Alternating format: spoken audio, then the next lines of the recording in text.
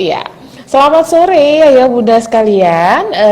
Kita hari ini lagi live talk nih Instagram Live bersama dengan dokter kesayangan kita, Dokter Dini Aditya Rini. Dokter ini adalah spesialis anak dari RSC Kendang Sarimer.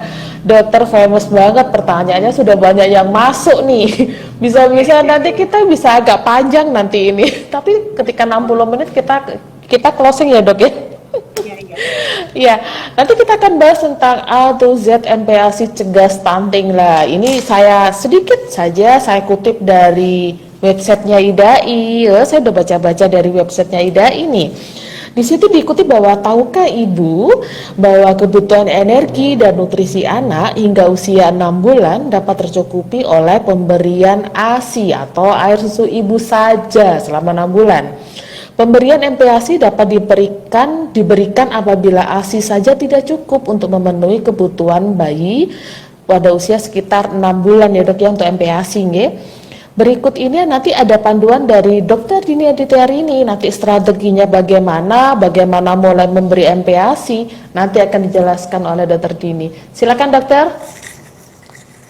Oke ya, jadi sekarang Ya. kita baru kayaknya sih para ayah bunda sudah banyak yang tahu ya tentang MPASI. Tapi tahukah bahwa ada beberapa kesalahan yang sering dilakukan ketika kita mulai memberikan makanan pendamping ASI gitu ya. Jadi kita bicara dulu nih sebenarnya kenapa sih kok harus diberikan makanan pendamping ASI. Jadi 0 sampai 6 bulan itu kebutuhan protein, kebutuhan makronutrien ya, karbohidrat, protein dan lemak tuh dipenuhi oleh NPASI itu. Nah, tetapi setelah 6 bulan ini terjadi gap, terjadi peningkatan kebutuhan protein, terjadi peningkatan kebutuhan kalori, terutama adalah protein. Nah, terakhir nih ya, yang kita ini lagi hype tentang stunting nih ya, Mbak Dina ya. Betul Dok, betul. Oke, Pak, saya mau sapa dulu nih tadi saya. Boleh, sapa-sapa dulu Dok, sapa-sapa dulu di banyak fansnya nih. Sayang semuanya di rumah sehat semua ya, semoga semuanya dalam keadaan happy mendengarkan kita ngobrol sore ini tentang makanan pendamping ASI gitu. Nah, kembali lagi tadi ya, jadi protein ya, terutama protein. Dokter mohon maaf, suaranya bisa agak keras dikit. Keras dikit ya, oke. Atau bisa pakai headset gimana Dok? Ya. Jauh nggak? Mohon maaf Dokter. Iya, ada beberapa yang jawab ini Dokter suaranya kurang terdengar dari mama-mama. Iya. Ya. Eman Dok, sayang. Ya. Jadi protein itu ya karena kita tadi menjauh ya, jadi protein itu yang paling menjadi kesalahan yang dilakukan oleh para bunda ya. Jadi sebenarnya kebutuhan protein yang paling bagus itu adalah dipenuhi dari protein hewani. Hewani, nah, ini yang menjadi mitos gitu. Oh boleh nih kasih daging. Iya, nggak apa-apa Dok. Protein hewani itu banyak yang menganggap bahwa tidak boleh diberikan pada usia 6 bulan. Khususnya yang belum kuat lah, yang aktif lah gitu ya. Nah itu yang membuat, oke saya pakai headset dulu ya. Iya, boleh Dok, silakan Dok.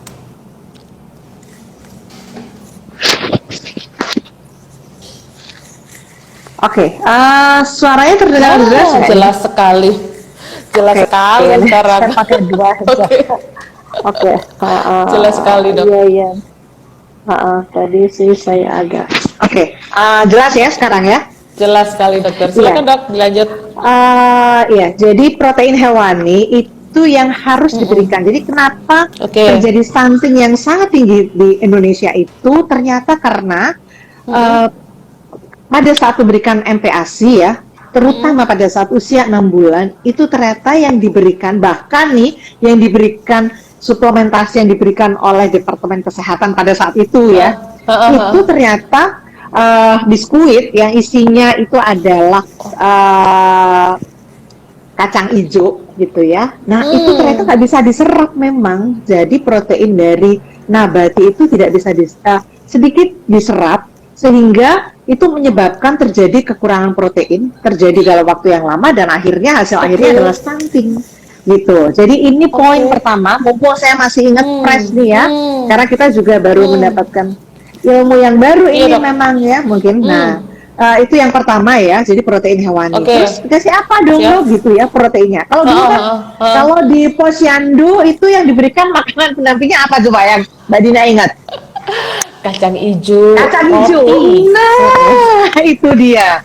Kacang hijau itu ternyata jangan lagi ya, jangan lagi kacang hijau.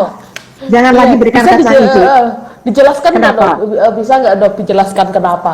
Ini mama-mama ya, pasti jadi, jelas, kacang hijau itu bagus. Bener, kacang hijau bagus gitu. Ya benar, ya bagus ya. Tapi pada kondisi anak-anak yang sedang memerlukan protein, bayi-bayi terutama awal MPASI 6 bulan itu, di mana mulai terjadi perlambatan pertumbuhan atau yang kita sebut dengan weight faltering, itu yang protein yang dari nabati itu nggak bisa diserap.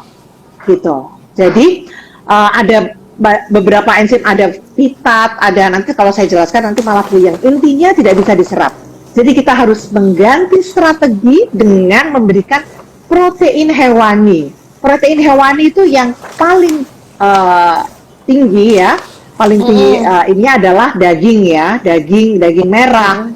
Organ warna merah, hati ayam itu juga sangat bagus.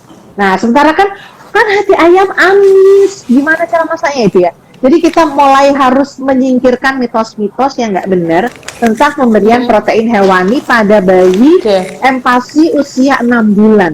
Jadi pada usia 6 ya. Pilihan kedua yang paling ideal adalah telur. Hadir ya. Telur. Kenapa dengan telur? Kenapa dengan telur? Telur ini adalah kalau saya sih idola ya telur tuh ya. Yang pertama, telur itu satu butir telur itu sekitar 30 gram telur itu mengandung kurang lebih 6 gram protein. Kalorinya itu sekitar 150 kalori. Jadi nendang banget ya kalau kita ngasih telur tuh. Kebutuhan proteinnya dapet, kebutuhan kalorinya juga langsung besar gitu ya.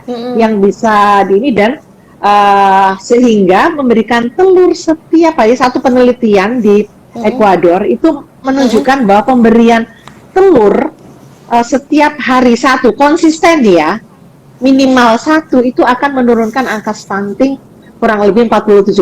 Bahkan kalau angka underweight atau kurang berat badan itu sebesar 70%. Jadi nendang banget kalau kita ngasih telur. Jadi please ya ibu-ibu yang mengelola posyandu nih ya, jangan lagi kasih bubur kacang hijau ya. Oke. Sekarang mari kita belajar. Oke, siap. Kacang hijau itu hanya di zaman dulu itu bubur kacang hijau bagus ya. Nah, makanya sekarang angka stuntingnya tinggi. Jadi kita harus mengganti dengan telur, dengan daging, dengan ikan, dengan ayam. Itu semuanya harus diberikan pada usia 6 bulan ya, usia 6 bulan. Jadi nggak ada lagi amis lah, ususnya nggak kuat lah, terus percobaan itu kasih aja apalagi buah dan sayur. Itu no way ya, nggak boleh lagi dikasih karena itu justru makanan-makanan yang low kalori. Itu bukan untuk bayi, itu untuk saya nih yang lagi diet. Betul sekali. Saya juga suka telur loh dok. Saya tiap hari harus konsumsi telur tuh. Iya, karena telur itu memang tinggi protein. Dan jangan lupa ya, kebutuhan protein dari bayi itu 2 kali lipat kebutuhan protein kita loh. Ya, jadi jangan kebalik. Ini yang boleh tahu. Jadi jangan kebalik ya. Jadi ada yang bilang, wah kalau gitu mengganti dengan protein hewani nanti ekonomi keluarganya gimana nih gitu. Nah coba diingat-ingat lagi.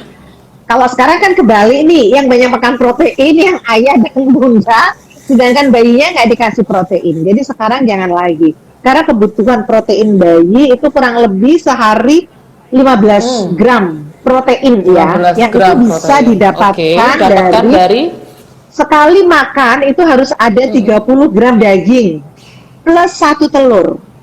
Gitu. Daging jadi, sama telur. Iya, daging sama telur. Daging sama telur ya. Jadi harus ada dua. Oke. Itu kalau kalau dihitung Oke. seperti itu. Jadi memang Mm-mm. kalau dihitung dari standar jadul itu kayaknya kok banyak banget ya kasih dagingnya ya. Ternyata enggak. Itu yang dibutuhkan Hmm. untuk memenuhi agar supaya bayi-bayi itu bertambah panjang, bertambah tinggi gitu.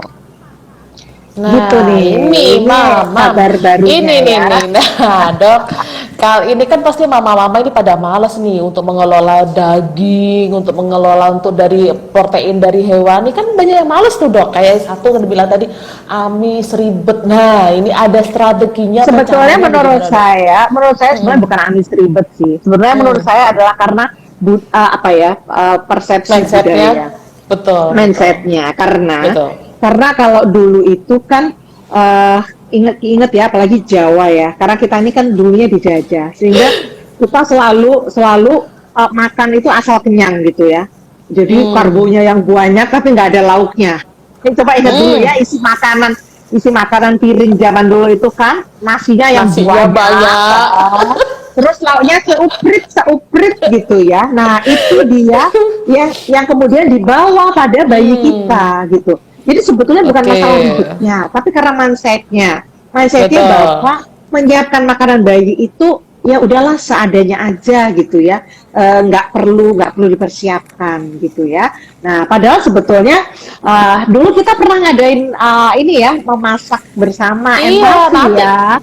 boleh nanti Mungkin kita adain kayaknya kita lagi perlu ya, Dok. ngadain lagi ya, Nah, karena kita siap. ingat kita dulu memasak Oke. daging dan memasak hati ayam. Heeh. Itu menurut saya resep dasar yang Boleh. harus bisa dilakukan oleh ayah bunda, mau yang bekerja, mau yang 100% di rumah, atau semuanya itu gampang Hmm. kok bikinnya gitu ya. Kalau bicara strategi, Mm-mm. mindsetnya dulu yang dibenerin ya, baru setelah itu pasti akan istilahnya memprioritaskan atau mengalokasikan waktu untuk bikin Betul. empati yang homemade yang bener tadi gitu. Nanti kita tambah satu lagi deh, kita mau bikin cawan musi ya dari nanti saya mau bikin Itu lagi krem tahu brulee cawan deh. musi. Nah, Cawan cawan musi sama krem brulee. Nah, tuh keren dulu atau ini, Dok. kayaknya tadinya Hmm. kita bikin bikin competition olahan telur gimana? Wah, kasih itu pinter-pinter juga tuh para Aduh, masih. boleh deh. Boleh, Iya, boleh, boleh. kayaknya kita bikin Nah. karena kalau Oke, tiap oke. hari telur ya, untuk anak di atas 1 tahun itu butuh 2 telur setiap hari. Jadi kalau cuma bisanya Maksimal. ceplok, Itu bukan maksimal, Dok. maksimal, itu minimal, itu Itu malah minimal. minimal, itu minimal, Oke. itu minimal. Karena telur itu yang pertama dia mudah didapat, kemudian harganya juga terjangkau, Iya, terus betul. kemudian mudah mengolahnya kan. Nggak ada loh, Betul. nggak ada ayah bunda yang nggak bisa ceplok telur atau bikin dadar telur. Semuanya pasti bisa kan. Betul Dan sekali. itu memang telur itu memang harus menjadi budaya, dan kita jadikan konsumsi biar seneng juga nih para petani petelur ayam ya. Dan ingat, mau telur ayam kampung, mau telur Heeh. ayam negeri, semuanya sama ya. Jadi nggak harus ayam kampung, nggak harus Nah, itu yang harus digarisbawahi. Jadi susah dong cari telur ayam kampung, nggak apa-apa. Telur ayam negeri pun oke gitu. Jadi sebaiknya para moms, nah ini kayaknya aku sedang nih, kita bikin competition yuk. Bikin competition mengolah ayo dok. telur. Bulan apa? Ya buat Dokter mau bulan apa? Ayo deh. ayo deh gitu ya. Karena kita butuh resep yang bermacam-macam, yang based on Betul. cita rasa lidah Nusantara ini ya, yang telur. Jadi kalau disuruh masak telur tiap hari, tapi bisanya cuma ceplok sama dadar, ceplok dadar, ya pasti bosen dong gitu ya. Nah, tapi kalau diolah bermacam-macam tuh nggak kelihatan. Dok, anak saya nggak suka kuningnya. Yang satu bilang, dok, anak saya nggak suka putihnya. Tapi kalau udah dibikin Hah? cawan musi kan nggak kelihatan mana kuning mana putih gitu ya. Iya, betul. Dan rasanya enak, lembut loh cawan musi ayam bunda. Enak, ya Aku aja itu doyan.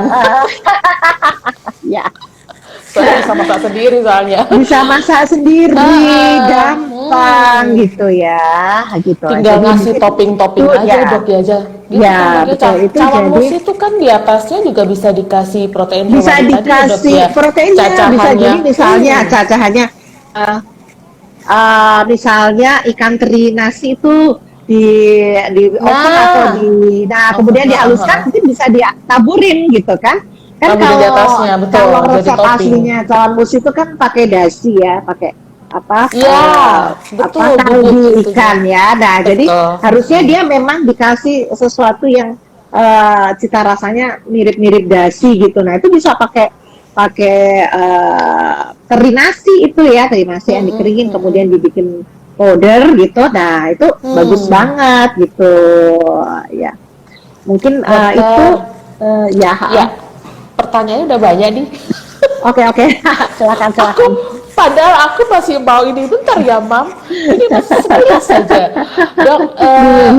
Iya ini makanya dok Hmm. untuk mulai memberikan makanan pendamping ASI itu ketika anak siap seperti apa sih dok?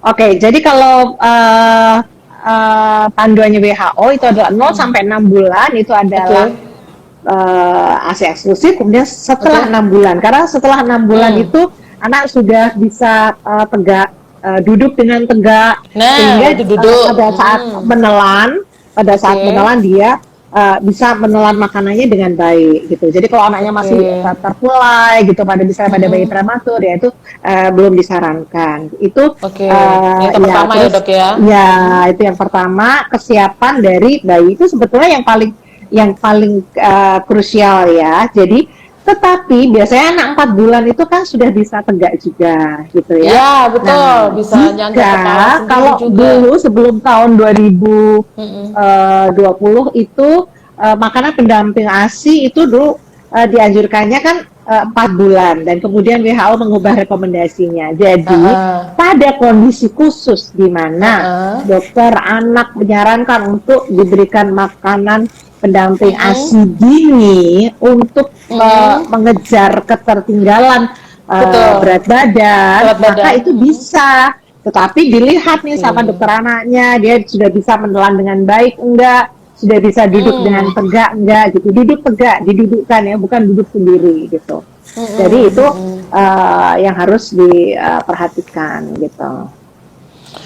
Ya, kayaknya kita langsung ke pertanyaan aja deh. Pertanyaan Oke, sudah boleh banyak boleh. banget. Oke, oke, Aduh, oke. mohon maaf, Ya, ya. mohon maaf.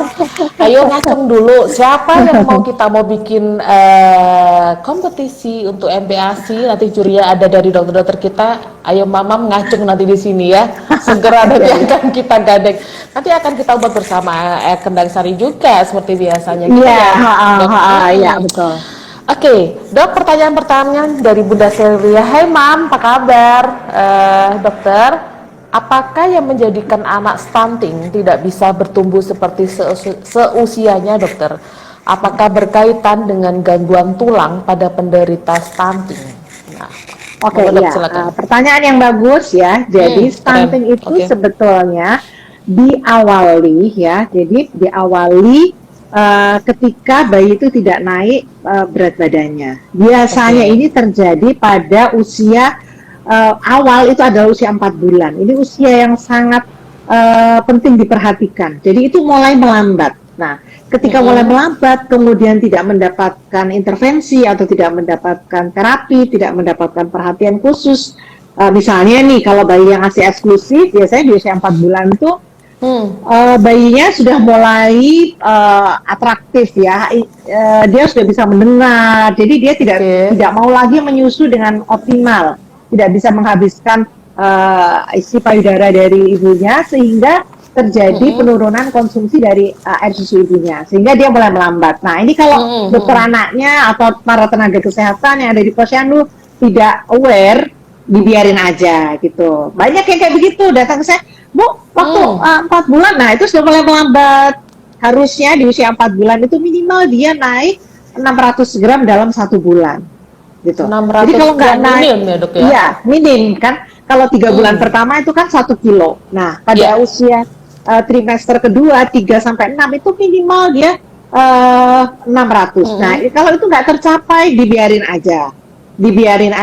Nah akhirnya terjadi kekurangan kalori protein dalam waktu yang lebih panjang. Lebih panjang. Iya, sehingga karena kebutuhan proteinnya juga tidak terpenuhi, kemudian masuk lagi makanan pendamping ASI, makan pendamping ASINya yang diberikan buah, jus buah, kemudian ini kemudian kacang-kacangan. Nah, kacang-kacangan itu ternyata juga kurang bagus untuk diberikan karena mengandung enzim yang bisa menyerap protein itu terserap ke dalam tubuh si bayi gitu. Jadi ya please ya, jadi sekarang kita please deh kita fokusin untuk memberikan protein hewani pada saat MPASI gitu. Jadi itu yang menyebabkan sebetulnya tidak ada gangguan tulang. Gangguan tulang itu juga karena kebutuhan proteinnya nggak ada, jadi untuk pertumbuhan tulang asam aminonya nggak ada, sehingga ya tulangnya tidak bertambah panjang gitu. Jadi sesederhana itu guys gitu. Simpel sebenarnya dok ya, simpel sekali sebenarnya ya. Ya, jadi mari kita mulai dengan pemberian protein hewani di usia 6 bulan itu 6 bulan mutlak ya. Oke. Ya. Pertanyaan selanjutnya dokter. Dokter, bagaimana nih cara mengatasi alergi protein pada anak dok? Bisakah sih dok dipaksa untuk berurutan menggunakan protein jenis lain dok, sehingga mencukupi KIB protein anak? Nah, alergi nih dok, alergi protein. Sebetulnya alergi itu tidak banyak loh ininya ya, angka kejadiannya itu. Jadi sebetulnya jauh lebih banyak anak yang tidak alergi gitu ya. Tapi kalau dia alergi kita mesti tahu betul dia alerginya alergi yang apa. Jangan asal sekali dikasih ikan terus ternyata ikannya nggak segar misalnya. Ternyata nah itu akan membuat histaminnya ya atau faktor pencetus alerginya itu jadi meningkat gitu. Padahal kalau misalnya dikasih ikan yang segar, ternyata dia nggak alergi gitu. Jadi jangan cepat-cepat memutuskan bahwa anakku tuh alergi gitu. Nggak boleh makan ini, nggak boleh makan itu. Nah itu yang membuat anak kemudian menjadi untuk mendapatkan asupan protein hewaninya menjadi terhambat gitu ya. Tapi in case anak ini benar-benar nih alergi, dia tetap masih bisa mengkonsumsi daging hewan kaki 4. Gitu. Itu paling aman untuk anak yang alergi. Jadi kasih aja daging sapi gitu ya. Memang kalau daging sapi mungkin kebutuhannya sehari sekitar 30 gram, itu sekitar 25.000 gitu ya. Jadi misalnya dia nggak bisa mengkonsumsi hati ayam yang mungkin sekali makan 7.000, kalau hati ayam itu sekitar 7.000, tapi kalau daging sapi 25.000 ya udah mamanya ayahnya nggak usah ngerokok dulu deh gitu. Jadi dialihkan makanya ke daging sapi. Asik sekali gitu. Itu. Seneng-seneng nih mam di sini kalau ayahnya nggak boleh ngerokok. Seneng sekali, asik tuh.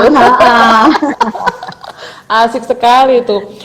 Dok, tapi ada yang bilang bahwa kebanyakan makan telur itu bisulan dok. Ada yang tanya begitu. Nah, dok? itu dia ya bahwa gimana dok? Mitos itu betul-betul mitos ya. Jadi itu mitos yang harus kita sama-sama untuk hilangkan ya. Itu bawaan dulu kan. Kalau dulu kita dijajah Jepang tuh nggak boleh orang Indonesia jadi cerdas kan. Ya udahlah dibilang aja nggak boleh makan telur nanti bisulan gitu. Atau banyak mitos-mitos yang sebetulnya didasari oleh bawaan kultur ya dari zaman baheula gitu. Nggak ada tuh bisulan ya, jadi jangan takut untuk memberikan telur. Jadi bahkan usia 6 bulan itu 1-2 telur ya, 1-2 telur sehari. Nah, 1-2 telur. Jadi mungkin ada faktor lain tuh, Mam, karena mungkin apa yang bilang bisulan atau bonongan tadi itu mungkin ya ada faktor lain ya dok, bukan karena telur ya dok ya. Bukan karena telur, iya. Nah betul. ini pemahaman seperti ini, yuk Mam, itu hanya mitos saja. Iya betul. Coba ya dok ya telurnya. Dari Bunda Anissa, hai Mam, apa kabar Bunda Anissa? Anak saya mau masuk usia MPASI nih dok. Makanan yang pertama harus diberikan apa ya dok? Saya bingung. Nah. Sebetulnya saya akan share, dan saya punya satu ini. Sebetulnya kalau di buku KIA yang baru ya, jangan pakai Yang buku baru. KIA yang lama. Karena kalau buku KIA yang lama itu tidak ada protein hewaninya untuk makanan MPASI. Jadi itu dia nggak boleh dipakai lagi, ya. Jadi pakai buku KIA yang baru itu. Jadi untuk anak usia 6 bulan 10 gram nasi atau beras, kemudian 30 gram daging, satu butir telur. Nah, kemudian tambahkan minyak atau santan, ya, karena ini untuk kebutuhan lemak supaya bisa terserap proteinnya tersebut juga. Jadi boleh itu ya. Jadi misalnya nih mau masak soto Betawi nih misalnya. Keluarga masak soto Betawi ya, boleh ambilin sedikit gitu ya, karena ada santannya, ada dagingnya. Atau kalau saya yang paling gampang adalah persiapkan daging giling sehari itu 80 sampai 100 gram. Nah, jadi tinggal ditumis kemudian di blend dengan nasi gitu. Nah, terus tambahkan 1 telur setiap hari gitu. Nah, gitu, itu tadi. Ya. Jadi tetap Jadi harus jangan takut. dicampur. Intinya jangan takut memberikan telur pada usia 6 bulan pada saat awal MPASI. Kalau misalnya takut dengan alergi, sebetulnya para moms yang memakai memberikan ASI eksklusif itu sebenarnya sudah bisa mencatat nih reaksi apa yang dialami oleh si bayi pada saat moms memberikan ASI eksklusif. Misalnya moms makan udang terlalu banyak gitu, kemudian bayinya jadi merah-merah.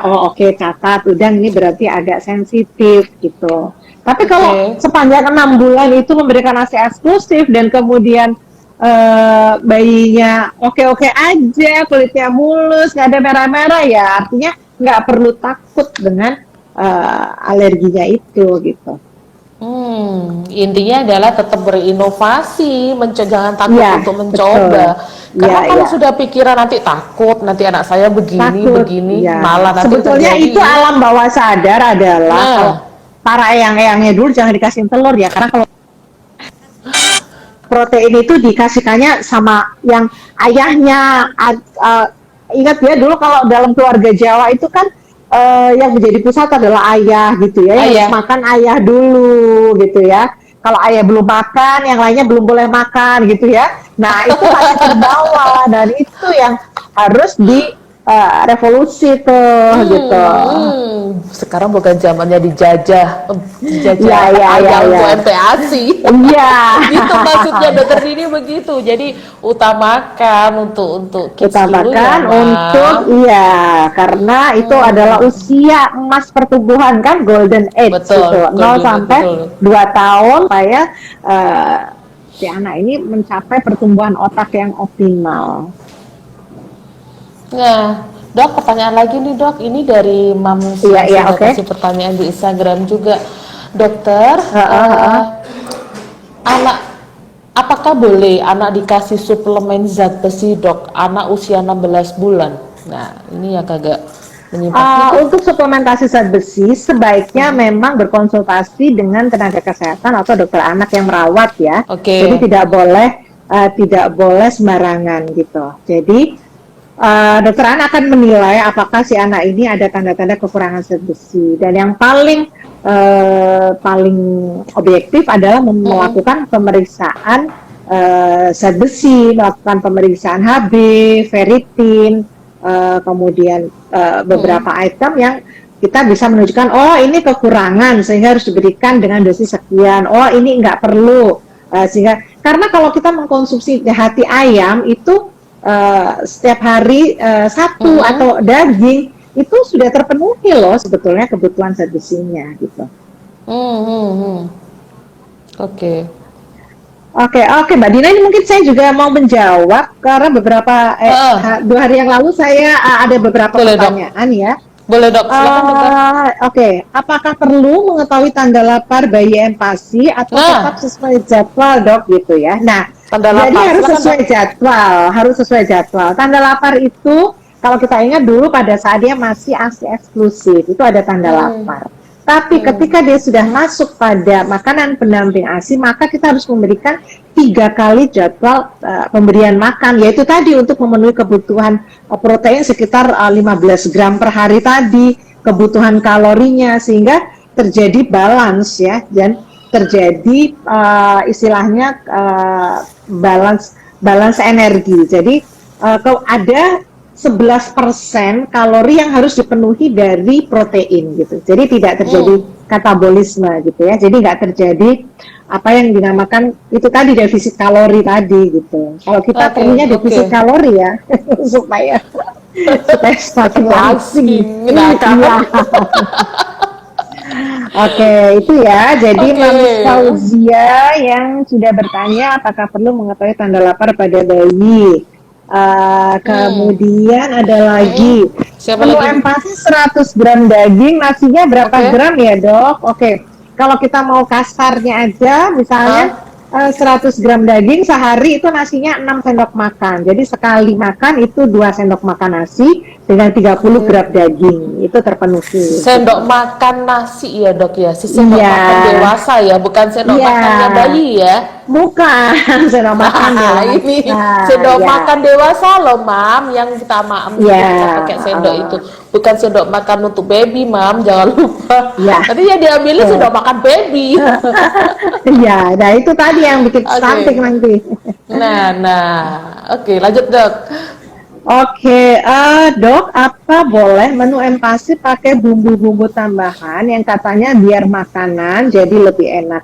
Intinya begini ya, pakai bumbu-bumbu yang segar, yang tidak ada bahan pengawet, yang tidak ada bahan-bahan lain tahu, itu sebaiknya tidak dipakai. Tapi kalau bumbu-bumbu seperti bawang putih, terus kemudian bawang merah, atau kalau kita memasak hati ayam itu kan amis ya, jadi perlu ditambahkan kunyit, perlu ditambahkan ketumbar misalnya, serai, itu boleh-boleh aja gitu. Bahkan garam itu juga bisa diberikan dengan 1 gram per hari gitu. Jadi ya untuk nambahin rasa dikit aja gitu. Nah itu yang perlu diketahui. Jadi memang harus tambahkan supaya baunya itu wangi, supaya teknik memasak itu juga sebaiknya diperhatikan, jangan terlalu lama memasaknya, nanti jadi overcook. Daging yang enak jadi overcook, jadi bantat gitu ya. Kalau bikin kue bantat itu kan nggak enak gitu. Nah itu sebaiknya juga harus diperhatikan gitu ya. Jadi boleh pakai bumbu-bumbu itu gitu. Oke. Kemudian empasi booster berat badan ya, itu tadi sudah ya. Empasi booster berat badan yaitu protein tadi gitu. Berikan 2 telur, telur, dan kemudian jadi sebaiknya mungkin pada saat misalnya harus catch up, mungkin kacang-kacangan, sayur, buah itu coba minggir dulu gitu ya, nanti saya diprotes. Dokter ini nggak boleh kasih sayur buah, bukan nggak boleh, itu hanya mengenalkan karena memang itu low kalori gitu. Nanti kalau terisi banyak serat nanti jadi kenyang bayinya gitu.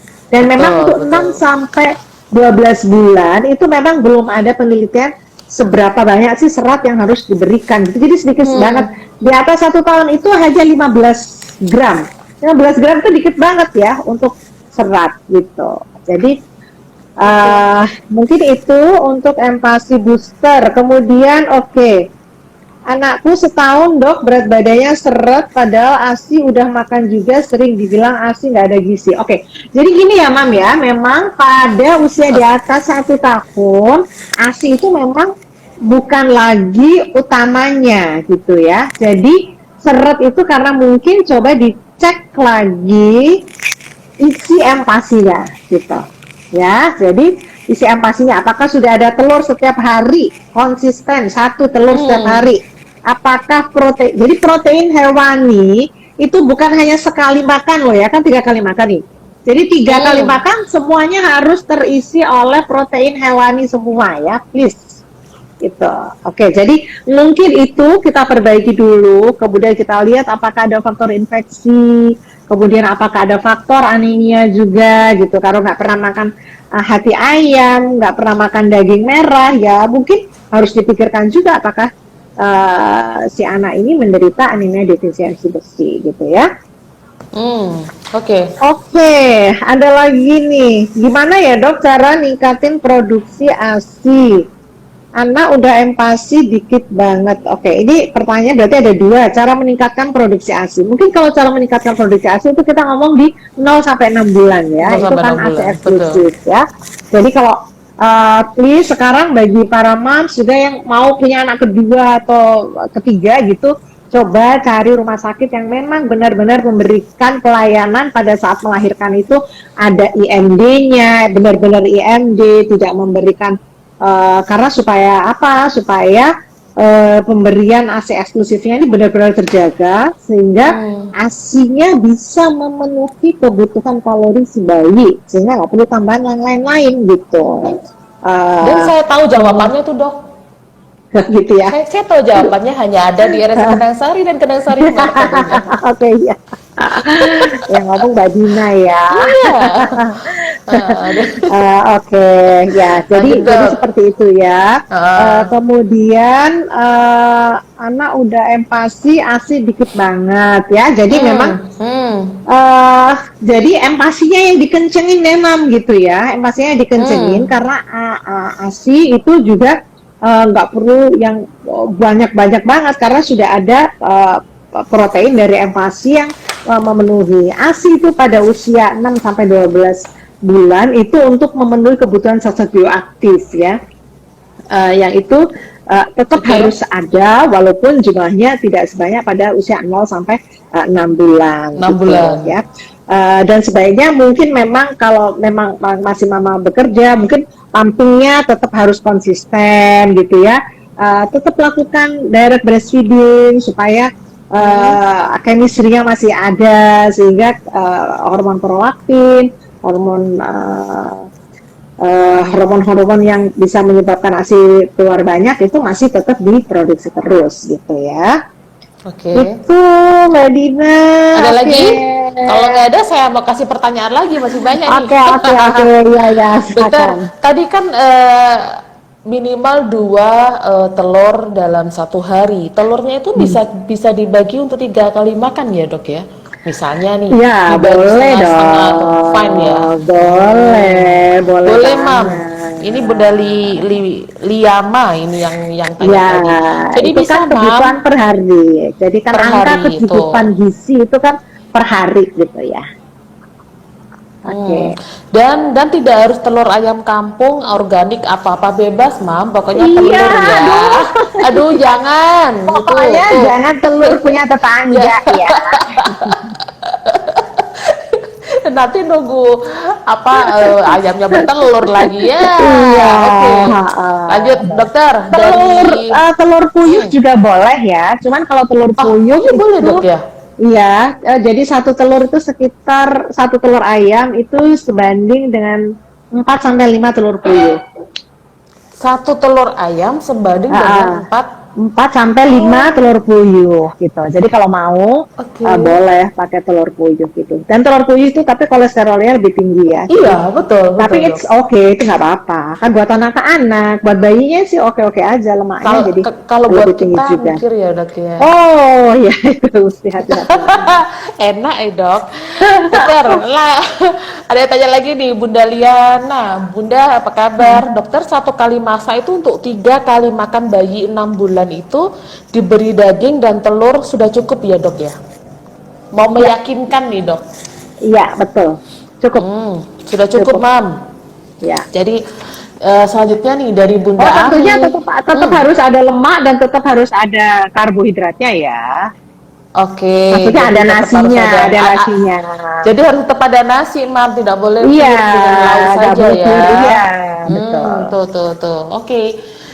Bunda Ami, hai Bun, apa kabar? Dokter, anak saya umur 1 bulan 2 minggu.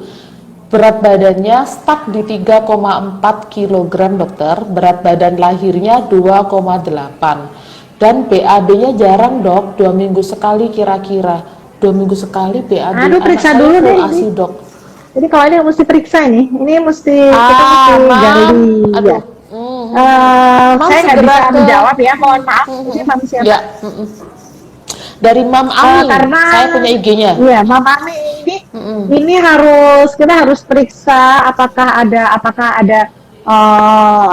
TSH-nya ya, thyroid stimulating hormonnya dia normal. Ya, kita mesti screening semua. Kalau semuanya oke, kita kalau di AC eksklusif bagaimana perlekatannya, kita mesti segera datang untuk melakukan, jangan dianggap biasa dan jangan dianggap oh nggak apa-apa nih, nggak apa-apa gitu ya. Please segera datang untuk saya. Nah, Mam Ami segera ya ke dokter kesayangan, boleh kemana saja ke dokter Kemana aja, kesayangan ya. keluarga. Monggo silakan. Monggo Segera silakan ya, ya. karena perlu Karena dievaluasi penting, lebih ya, lanjut. karena itu terjadi perlambatan pertumbuhan, itu sudah terjadi faltering itu. Nanti kalau diteruskan Gitu ya, nanti jadi status. Ya, sudah betul. mulai ada tanda-tanda. Oh ya, Mam. Ya. Cepat ya ke ini sehat selalu, Mam. Gitu aja. Selanjutnya dari dokter, bagaimana dok agar bakteri Salmonella tidak ikut dalam MPASI telur? Mengingat telur juga mempunyai beberapa risiko bakteri Salmonella. Oh, betul banget. Jadi tidak boleh memberikan telur setengah matang, ya. Nah, ini Ada nih. Nah, betul. Jadi Salmonella itu akan mati kalau dia dipanaskan, dididihkan sehingga dia akan mati. Jadi makanya memasaknya harus benar. Nggak boleh memberikan telur setengah matang nih. Kan orang-orang tua kita zaman dulu makan telur setengah matang campur madu, campur itu kayak lebih kuat. Nggak ada ya, no way, itu nggak boleh. Nah tuh setengah matang jangan lakukan dulu, jangan berikan dulu, nanti dulu ya. Terus setengah matangnya buat kita aja yang dewasa. Betul. Iya Bu, ya dok ya. Ya, selanjutnya dari Bunda Tiara. Hai Mam, dokter bagaimana caranya meningkatkan nafsu makan anak yang MPASI dini dok? Setiap saya 1 kali masak, biasanya digunakan untuk lebih dari 3 kali makan. Maksudnya buat keesokan harinya juga gitu? Nah, sebaiknya MPASI ini maksimal 1 hari sekali masak gitu ya. Jadi memang dan itu akan membuat tetap segar dan pastilah makanan kalau dia lebih segar itu kita aja yang gede juga makanan lebih segar itu lebih enak ya, lebih nendangnya. Jangan sangka bayi itu nggak bisa ngerasain itu ya. Bayi juga bisa merasakan itu. Yuk coba kita bersama-sama mengevaluasi bagaimana cara mengolahnya gitu ya. Cara mengolahnya supaya dia menjadi aromanya enak gitu ya. Dan misalnya kalau mengolah hati ayam itu yang benar, jangan langsung. Pernah saya dulu hati ayam langsung di blender, langsung ada amisnya kemana-mana gitu. Nah itu pasti akan menurunkan selera makan bayi gitu ya. Kalau sudah nih coba A, sudah coba B, sudah ikut seperti itu, dia masih tetap kita coba evaluasi lagi apakah ada anemia defisiensi besi misalnya. Karena kalau anemia defisiensi besi itu membuat juga selera bayi untuk makan itu juga jadi sangat berkurang, dia jadi nggak lapar gitu ya, karena metabolismenya menjadi rendah. Kalau ketiga, yang masih ini coba cek lagi apakah ada infeksi saluran kemih pada bayi-bayi, terutama bayi perempuan itu juga akan menurunkan selera makan gitu ya, karena basically dia menahan rasa sakit.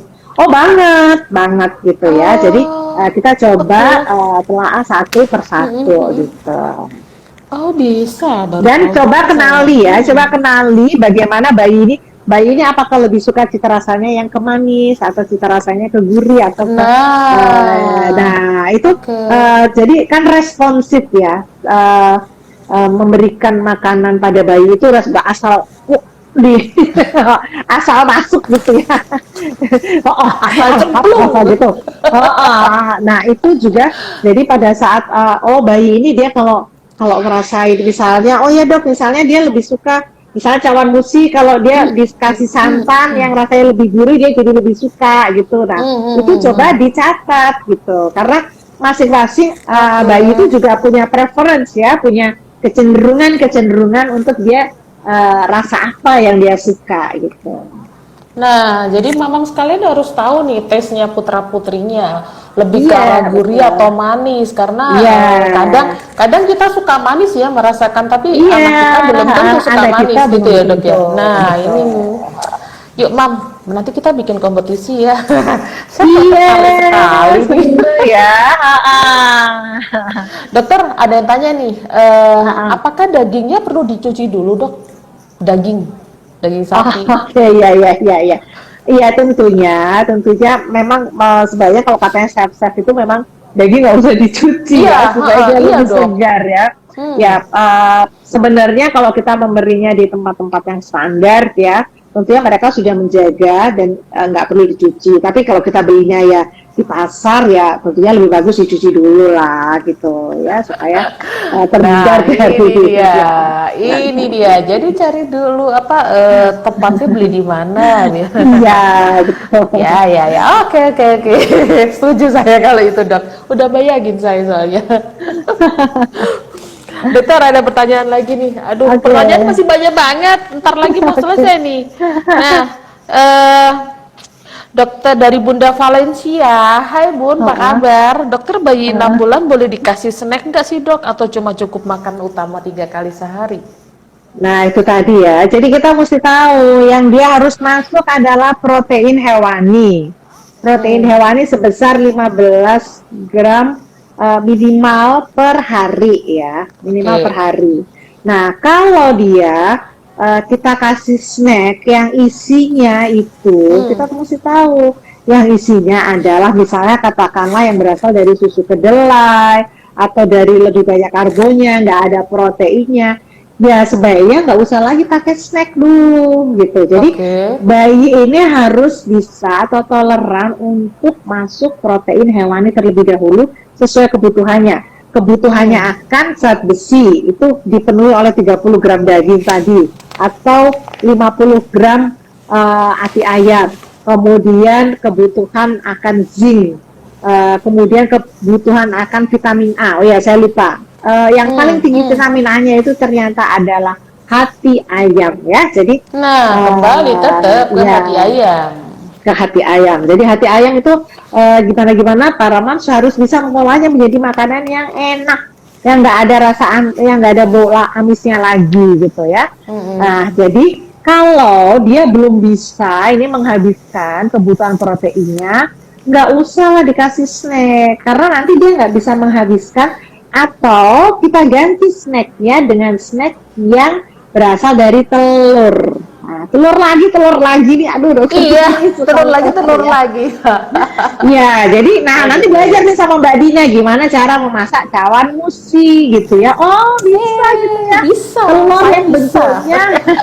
Telur yang bentuknya menjadi kayak puding gitu. Jadi pudingnya bukan ada gulanya atau bukan yang dimana proteinnya rendah, nggak ada protein hewaninya gitu. Jadi PR banget nih buat kita memang adalah untuk memasukkan protein hewani sebesar angka kecukupan gizinya per harinya pada si bayi ini gitu. Ya. Dok, sudah di warning nih sama IG habis nih waktunya. Habis ya? Habis nih waktunya ya. Sudah katanya begitu. Mamam sekalian, mohon maaf, nanti kita jumpa lagi ya di event selanjutnya. Tapi ada sedikit closing statement dari Dokter Dini. Silakan dok, pesan-pesannya nih. Oke, jadi ada beberapa kesalahan fatal yang sering dilakukan oleh para moms setelah memberikan empasi di awal di usia 6 bulan, yaitu tidak memberikan cukup protein hewani pada makanan pendamping ASI-nya gitu. Jadi mari kita rubah isi piring dari makanan pendamping ASI itu adalah dengan memberi cukup protein hewani. Minimal ada 1 telur setiap hari. Jadi kalau 3 kali makan, maka dalam 3 kali makan itu harus ada protein hewani dalam makanan tersebut gitu. Oke, mungkin itu yang harus diingat ya. Oke, dokter, kita jumpa lagi nanti, kayaknya kita bikin acara ya berdua ya Ya, sama kakak. ya. Ya, Iya, dokter boleh, mau boleh. izin untuk closing, mau izin untuk pamit. Mama sekalian, nanti untuk yang bertanya dapat hadiah loh. Nanti ditunggu aja, kita ada gift di setiap IG live kita. Terima kasih yang menonton, sudah hampir 1.000 orang nih. Oh, tidak.